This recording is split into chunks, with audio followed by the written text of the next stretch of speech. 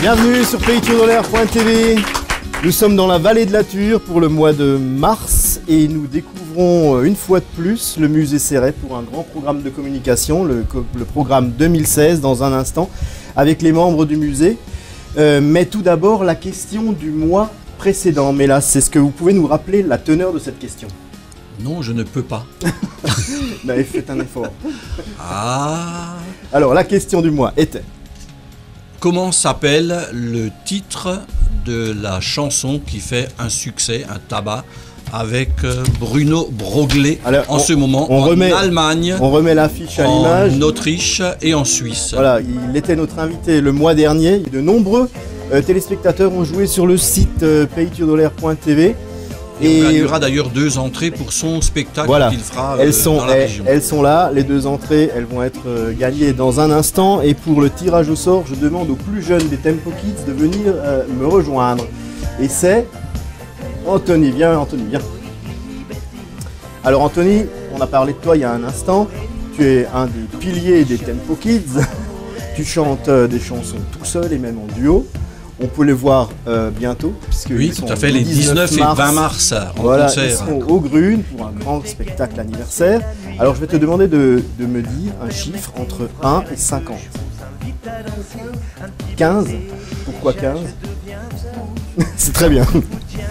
15.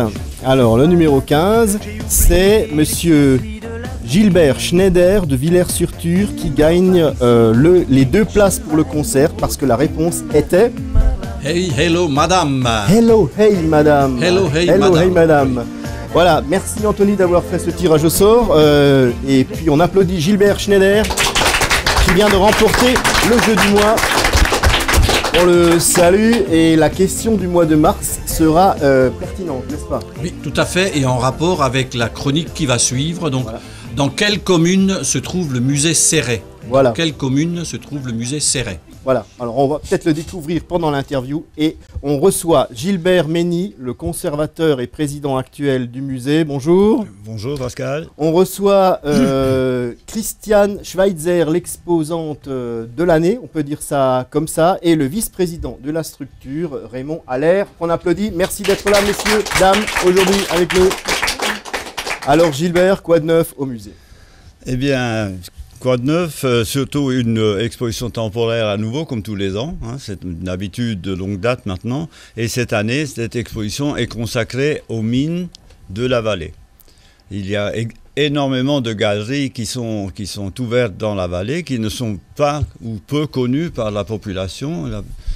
On n'imagine pas qu'il y a plus de 100 galeries, qu'il y a eu des mines de fer, qu'il y a eu des mines de cuivre, qu'il y a eu des mines de plomb, qu'il y a eu des mines d'or, qu'il y a eu des mines d'argent, en particulier à Mauche. Villers-sur-Thur aussi. Pardon? Villers-sur-Thur, j'en connais une aussi. Oui, voilà, Villers, Pichulaire d'ailleurs, mine de fer. Et nous avons souhaité faire connaître cette affaire-là totalement, c'est-à-dire à partir de ses origines qui remontent quand même au XVe siècle, hein, puisque ce sont les abbés de Murbach qui se sont lancés dans la recherche de minéraux, en particulier d'ailleurs d'argent, pour frapper monnaie. Donc nous avons traité l'historique, nous avons traité les monnaies, donc il y a une exposition aussi de monnaies, hein, et nous avons traité évidemment les minéraux. Donc il y a également une très très belle exposition de minéraux. Et pour relever tout ça, nous avons fait appel à Richard Kubler et à Christiane Schweitzer, qui, elles, sont des céramistes et qui ont la particularité, en particulier Christiane, d'allier la terre et le métal. Ce qui nous donne des pièces absolument remarquables qui seraient intéressantes à visiter. Alors, Christiane, quel est votre village d'origine? Je suis mulhousienne de naissance et puis nous avons émigré à Soplebach qui a bien voulu nous accueillir. Très bien. Et c'est votre première exposition au musée Céret, j'imagine? Oui, oui. C'est Richard Kubler qui m'en a parlé et puis ensuite j'ai eu le plaisir de faire la connaissance de Gilbert. Alors moi j'ai une question aussi, est-ce qu'il y a un cahier de charge pour la collaboration entre le musée donc, qui évoque le passé de notre région et les réalisations que vous faites, ou est-ce que c'est des réalisations libres que vous mettez ou que vous intégrez, disons, au décor et à l'exposition habituelle du musée Céret? Je pense que c'est parce que je travaille le métal, puisque j'ai eu le bonheur de découvrir le CLU de Staffelfelden qui est animé par des moniteurs qui étaient mineurs. Et donc, je suis prise en charge. Parfois, je travaille chez moi. C'est pour ça que j'associe le métal. Et est-ce que le lieu vous inspire? Est-ce que vos créations ont changé depuis que vous travaillez ou que vous êtes en résidence à Saint-Amarin? Disons que ça sera la continuité de mon travail. Ça tombe bien puisque j'utilise le métal comme support pour la céramique.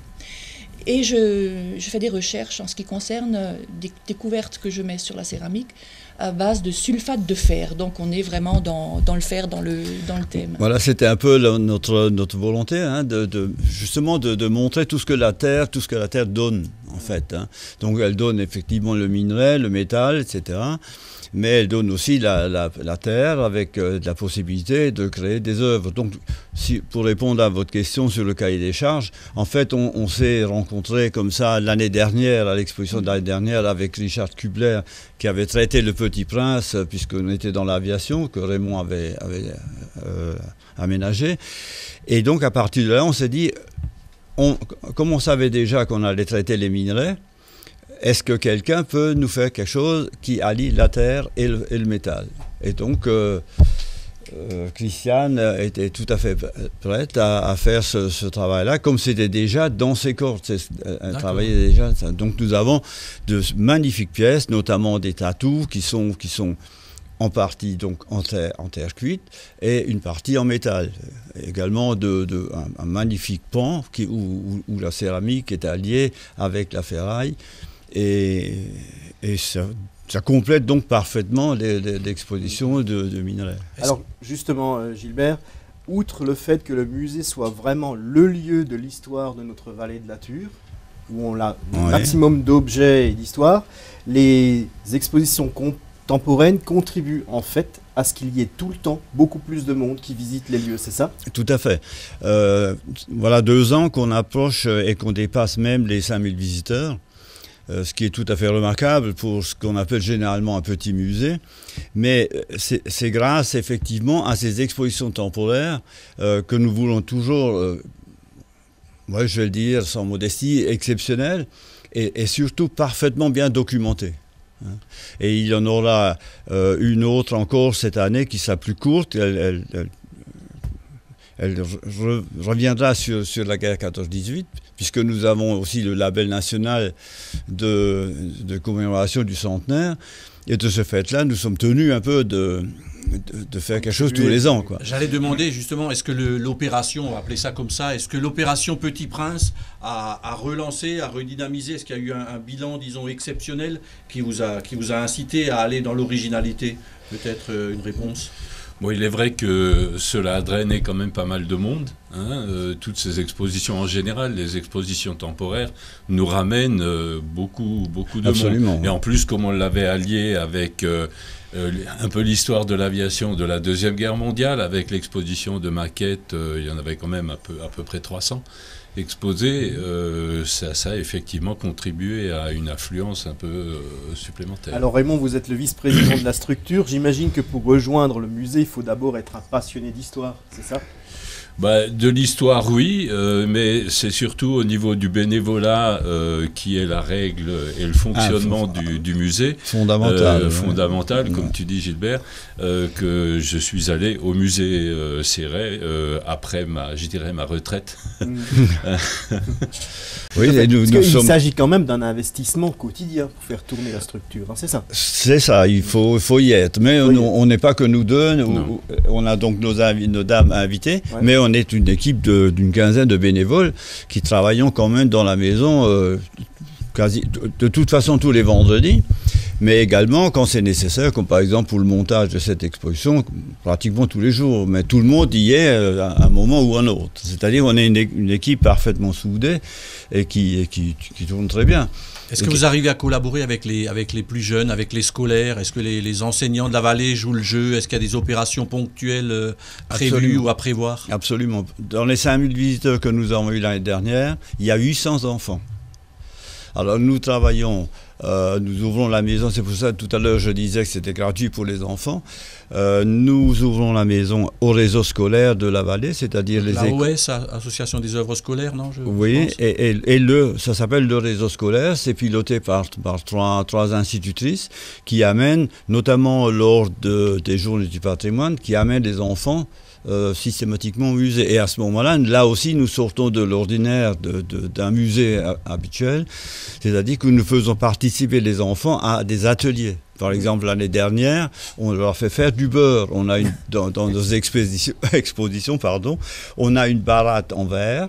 Et donc, on a mis là-dedans de la crème, on a fait tourner ça par les enfants et on a obtenu des beurres qui ont donné d'excellentes tartines. Et cette année, ils auront l'occasion de toucher la terre, de participer. Il y a quelque chose de prévu sous forme d'atelier ou c'est envisageable? C'est envisageable, on n'en a pas encore vraiment parlé, mais l'année dernière, Richard est venu pendant 2 jours travailler sur place, hein, donc je pense que ça pourrait s'envisager. Et nous avons aussi une forge de campagne, donc nous faisons aussi tourner une forge où les enfants voient comment se transforme le charbon, hein, en tournant la manivelle qui devient rouge, qui devient blanc, que le fer devient blond, qui devient malléable, etc. Et on les laisse, on a une enclume, on les laisse taper dessus, ils voient comment ça. Donc c'est extrêmement pédagogique aussi. Nous travaillons aussi avec le collège de Saint-Amalin, où nous avons une vitrine en place en permanence, dans laquelle on change en fonction des programmes, hein.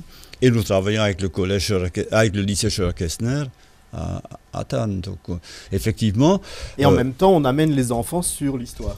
Oui, c'est la même voilà, et sous une forme plus ou moins ludique. Le 25 juin, nous avons l'ouverture d'une expo un peu particulière, mais comme disait Gilbert, qui concerne la Grande Guerre. La Grande Guerre, du hein, et dont le thème est en fait un natif de Ranspach, qui a été le dernier poilu allemand vivant de cette Grande Guerre. Hein, il s'agit de Charles Kuens, qui est né à Ranspach en 1897. Ses parents, son père travaillait au chemin de fer et a été muté en Lorraine alors qu'il avait 3 ans. Et puis, évidemment, en tant que Lorrain, il a été embarqué dans la Grande Guerre. Hein, et il a, en 1917, en fait, hein, et il a été, on l'a redécouvert un peu par hasard par la presse à Ranspach, et il avait déjà 103 ou 104 ans quand il était venu quand on a célébré le 90e anniversaire. Je l'avais invité. Raymond l'avait invité, il était maire de Ranspach à l'époque. Il était venu au musée, il avait 107 ans. Et il nous a fait une magnifique page dans le livre d'or. Hein. À 107 ans, il était vaillant comme tout. Oui. Et à partir, au-delà de 100 ans, il intervenait justement dans les écoles pour perpétuer la mémoire. Et puis un beau témoignage. Un très beau témoignage. Il est décédé à l'âge de 108 ans. Hein, il était quasiment en forme. Moi, je l'avais vu encore. On l'avait vu à 108 ans. Il était encore très en forme. Donc, on en vient là par un historien autrichien qui a repris ce personnage un peu particulier et qui, grâce et avec l'aide de l'ONAC, l'Office national des anciens combattants, édite un fascicule qui sera distribué aux écoles, etc. et dont la dédicace sera faite le 25 juin au musée Céret. On y sera. Gilbert, un dernier mot? Oui, pour montrer qu'on est tout le temps en train de penser à plus loin. On pense déjà à Noël, on pense déjà à des expositions l'année prochaine. Il faut être actif, quoi. Voilà, c'est le dynamisme qu'imprime le musée sur la culture de la vallée, un petit peu quand même, un peu fier. Et d'ailleurs, vous voyez, on a été sollicité par l'ONAC, c'est quand même assez intéressant que l'ONAC considère que c'est au musée Céret qu'il fallait faire cette exposition dont Raymond parlait, là, qui est concerne Kuens. Eh bien, on a hâte de découvrir ce programme 2016, les œuvres de Christiane et de Richard, qui sont au rendez-vous cette année. Je rappelle que la question du mois porte sur le musée Céret, n'est-ce pas, Mélas? Dans quelle commune donc se trouve le musée Céret? Dans quelle commune se trouve le musée Céret, pour ceux qui ne l'auraient pas deviné? Et le musée offre aux gagnants, Gilbert? Oui, un certain nombre de places d'entrée gratuite. On va dire une dizaine? Une dizaine, oui. 10 places 10 Voilà. places pour visiter le musée et c'est vrai. les expos. Ouais. Voilà, merci pour ce geste. Merci messieurs, Merci à dames vous. d'avoir été avec nous ce matin. Bon vent au musée. On se retrouve dans quelques instants en musique avec Martin Pescher-King et Angie Fourel. Dans un instant.